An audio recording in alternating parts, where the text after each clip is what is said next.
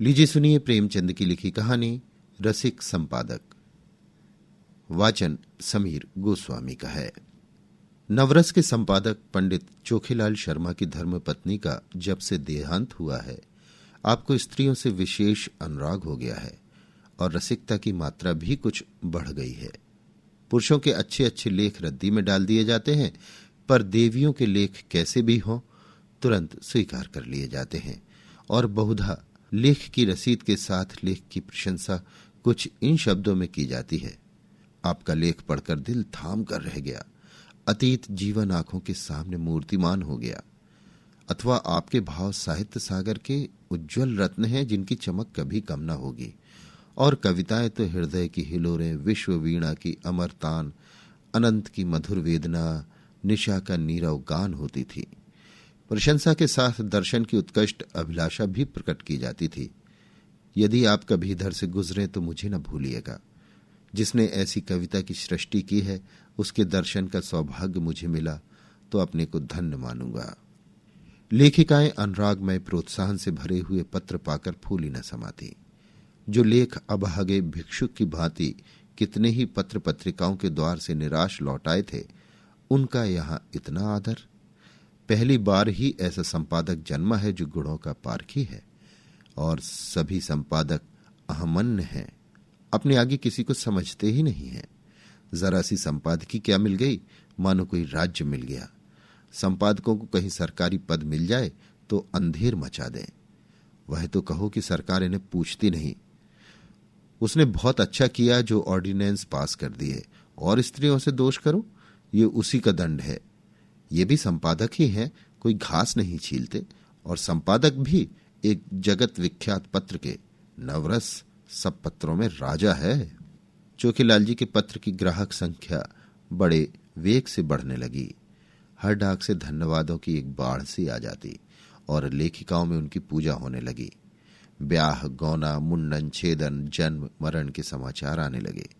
कोई आशीर्वाद मांगती, कोई उनके मुख से सांत्वना के 2 शब्द सुनने की अभिलाषा करती, कोई उनसे घरेलू संकटों में परामर्श पूछती, और महीने में 10-5 महिलाएं उन्हें दर्शन भी दे जाती। शर्मा जी उनकी अवाई का तार या पत्र पाते ही स्टेशन पर जाकर उनका स्वागत करते, बड़े आग्रह से उन्हें एक आध दिन ठहराते, उनकी खूब खातिर करते। सिनेमा के फ्री पास मिले हुए थे ही खूब सिनेमा दिखाते। महिलाएं उनके सद्भाव से मुग्ध होकर विदा होती। मशहूर तो यहां तक कि शर्मा जी का कई लेखिकाओं से बहुत ही घनिष्ठ संबंध हो गया है, लेकिन इस विषय में हम निश्चयपूर्वक कुछ नहीं कह सकते। हम तो इतना ही जानते हैं कि जो देवियां एक बार यहां आ जाती वो शर्मा जी की अनन्य भक्त हो जाती। बेचारा साहित्य की कुटिया का तपस्वी है, अपने विधुर जीवन की निराशाओं को अपने अंतःस्थल में संचित रखकर मूक वेदना में प्रेम माधुर्य का रसपान कर रहा है। संपादक जी के जीवन में जो कमी आ गई थी उसकी कुछ पूर्ति करना महिलाओं ने अपना धर्म सा मान लिया। उनके भरे हुए भंडार में से अगर एक शुद्धित प्राणी को थोड़ी सी मिठाई दी जा सके तो उससे भंडार की शोभा ही है। कोई देवी पार्सल से अचार भेज देती, कोई लड्डू। एक ने पूजा का ऊनी आसन अपने हाथों बनाकर भेज दिया। एक देवी महीने में 1 बार आकर उनके कपड़ों की मरम्मत कर देती थी। दूसरी देवी महीने में 2-3 बार आकर उन्हें अच्छी अच्छी चीजें बनाकर खिला जाती थी। अब वो किसी एक के न होकर सबके हो गए थे। स्त्रियों के अधिकारों का उनसे बड़ा रक्षक शायद ही कोई मिले। पुरुषों से तो शर्मा जी को हमेशा तीव्र आलोचना ही मिलती थी। श्रद्धामय सहानुभूति का आनंद तो उन्होंने स्त्रियों में ही पाया। एक दिन संपादक जी को एक ऐसी कविता मिली जिसमें लेखिका ने अपने उग्र प्रेम का रूप दिखाया था। अन्य संपादक उसे अश्लील कहते, लेकिन चोखेलाल इधर बहुत उदार हो गए थे। कविता इतनी सुंदर अक्षरों में लिखी थी, लेखिका का नाम इतना मोहक था कि संपादक जी के सामने उसका एक कल्पना चित्र सा आकर खड़ा हो गया।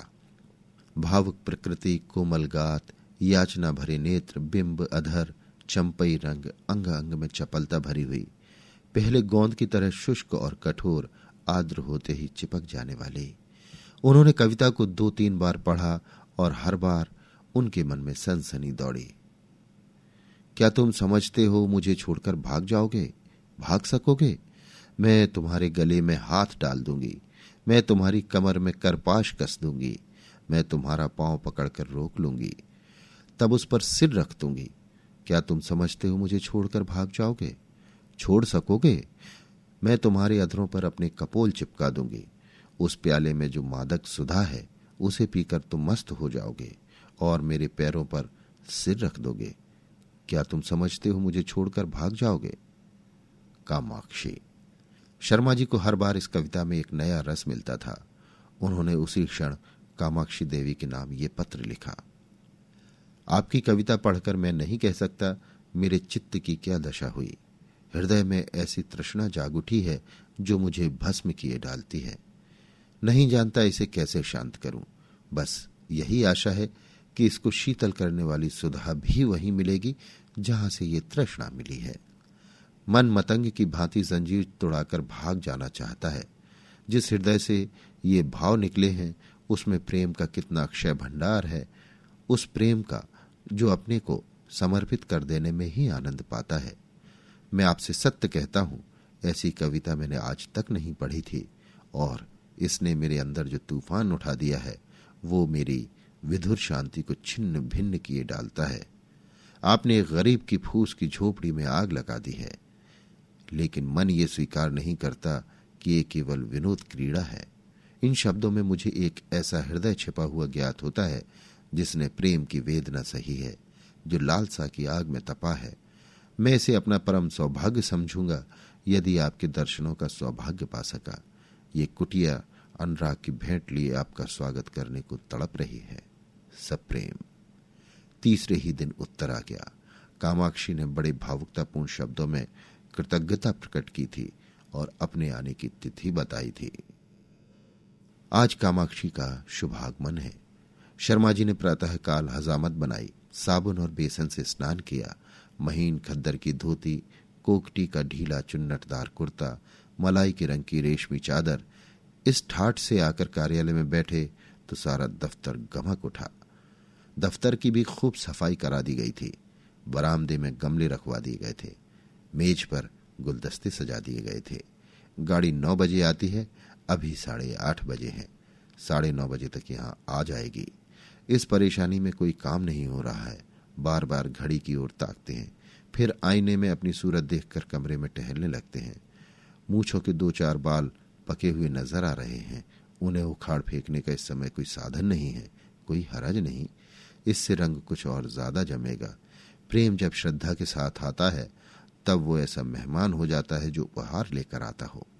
युवकों का प्रेम खर्चीली वस्तु है, लेकिन महात्मा या महात्मापन के समीप पहुंचे हुए लोगों को प्रेम उल्टे और कुछ ले आता है। युवक जो रंग बहुमूल्य उपहारों से जमाता है, ये महात्मा या अर्ध महात्मा लोग केवल आशीर्वाद से जमा लेते हैं। ठीक 9:30 बजे चपरासी ने आकर एक कार्ड दिया। लिखा था कामाक्षी।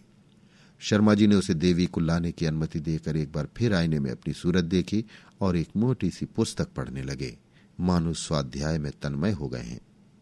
एक क्षण में देवी जी ने कमरे में कदम रखा। शर्मा जी को उनके आने की खबर न हुई। देवी जी डरते डरते समीप आ गईं। तब शर्मा जी ने चौंक कर सिर उठाया, मानो समाधि से जाग पड़े हों, और खड़े होकर देवी जी का स्वागत किया।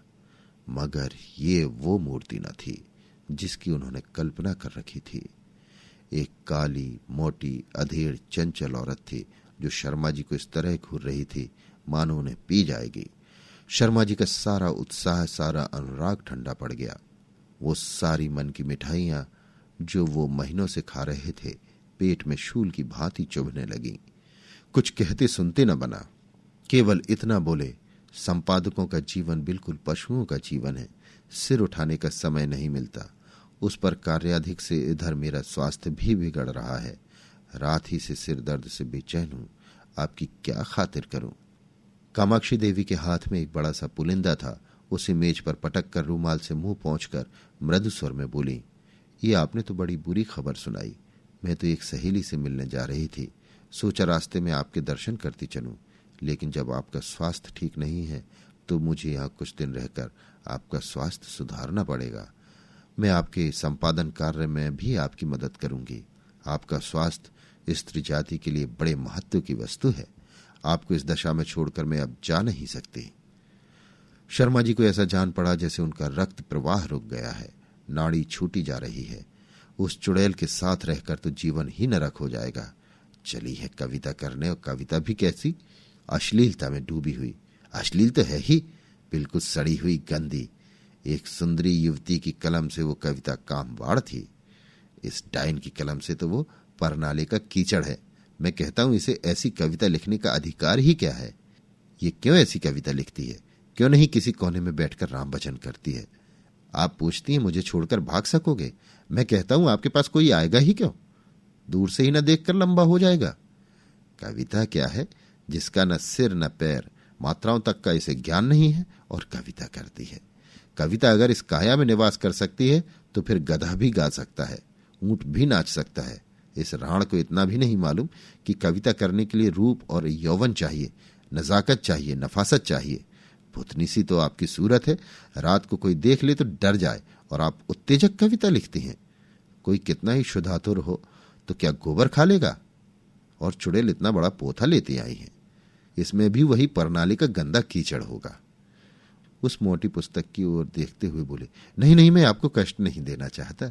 वो ऐसी कोई बात नहीं, 2-4 दिन के विश्राम से ठीक हो जाएगा। आपकी सहेली आपकी प्रतीक्षा करती होगी। आप तो महाशय जी संकोच कर रहे हैं। मैं 10-5 दिन के बाद चली जाऊंगी तो कोई हानि ना होगी। इसकी कोई आवश्यकता नहीं है देवी जी। आपके मुंह पर तो आपकी प्रशंसा करना खुशामद होगी, पर जो सज्जनता मैंने आप में देखी वो कहीं नहीं पाई। आप पहले महान भाव हैं जिन्होंने मेरी रचना का आदर किया, नहीं तो मैं निराश हो चुकी थी। आपके प्रोत्साहन का ये शुभ फल है कि मैंने इतनी कविताएं रच डाली। आप इनमें से जो चाहे रख लें। मैंने एक ड्रामा भी लिखना शुरू कर दिया है, उसे भी शीघ्र ही आपकी सेवा में भेजूंगी। कहिए तो 2-4 कविताएं सुनाऊं? ऐसा अवसर मुझे फिर कब मिलेगा? ये तो नहीं जानती कि कविताएं कैसी हैं, पर आप सुनकर प्रसन्न होंगे। बिल्कुल उसी रंग की हैं। उसने अनुमति की प्रतीक्षा न की, तुरंत पोथा खोलकर एक कविता सुनाने लगी। शर्मा जी को ऐसा मालूम होने लगा जैसे कोई भिगो भिगो कर जूते मार रहा है। कई बार उन्हें मतली आ गई, जैसे 1000 गधे कानों के पास खड़े होकर अपना स्वर अलाप रहे हों। कामाक्षी के स्वर में कोयल का माधुर्य था, पर शर्मा जी को इस समय वो भी अप्रिय लग रहा था। सिर में सचमुच दर्द होने लगा। वो गधी टलेगी भी या यूं ही बैठी सिर खाती रहेगी? इसे मेरे चेहरे से भी मेरे मनोभावों का ज्ञान नहीं हो रहा है। उस पर आप कविता करने लगी हैं। इस मुंह से तो महादेवी या सुभद्रा कुमार की कविताएं भी घृणा ही उत्पन्न करेंगी। आखिर रहा न गया, बोले, आपकी रचनाओं का क्या कहना? आप ये संग्रह यहीं छोड़ जाएं, मैं अवकाश में पढ़ूंगा। इस समय तो बहुत सा काम है। कामाक्षी ने दयाद्र होकर कहा, आप इतना दुर्बल स्वास्थ्य होने पर भी इतने व्यस्त रहते हैं, मुझे आप पर दया आती है। आपकी कृपा है। आपको कल अवकाश रहेगा? जरा मैं अपना ड्रामा सुनाना चाहती थी। खेद है, कल मुझे जरा प्रयाग जाना है। तो मैं भी आपके साथ चलूं? गाड़ी में सुनाती चलूंगी। कुछ निश्चय नहीं किस गाड़ी से जाऊं। आप लौटेंगे कब तक? ये भी निश्चय नहीं। और टेलीफोन पर जाकर बोले, हेलो, नंबर 77। कामाक्षी ने आधा घंटे तक उनका इंतजार किया, मगर शर्मा जी एक सज्जन से ऐसी महत्व की बातें कर रहे थे जिसका अंत ही होने न पाता था। निराश होकर कामाक्षी देवी विदा हुई और शीघ्र ही फिर आने का वादा कर गई। शर्मा जी ने आराम की सांस ली और उस पोथे को उठाकर रद्दी में डाल दिया और जले हुए दिल से आप ही आप कहा, ईश्वर ना करे कि फिर तुम्हारे दर्शन हो। कितनी बेशर्म है, उल्टा कहीं की। आज इसने सारा मजा किरकिरा कर दिया। फिर मैनेजर को बुलाकर कहा, कामाक्षी की कविता नहीं जाएगी। मैनेजर ने स्तंभित होकर कहा, फॉर्म तो मशीन पर है। कोई हरज नहीं, फॉर्म उतार लीजिए। बड़ी देर होगी, होने दीजिए, वो कविता नहीं जाएगी। अभी आप सुन रहे थे प्रेमचंद की लिखी कहानी रसिक संपादक। वाचन समीर गोस्वामी का था।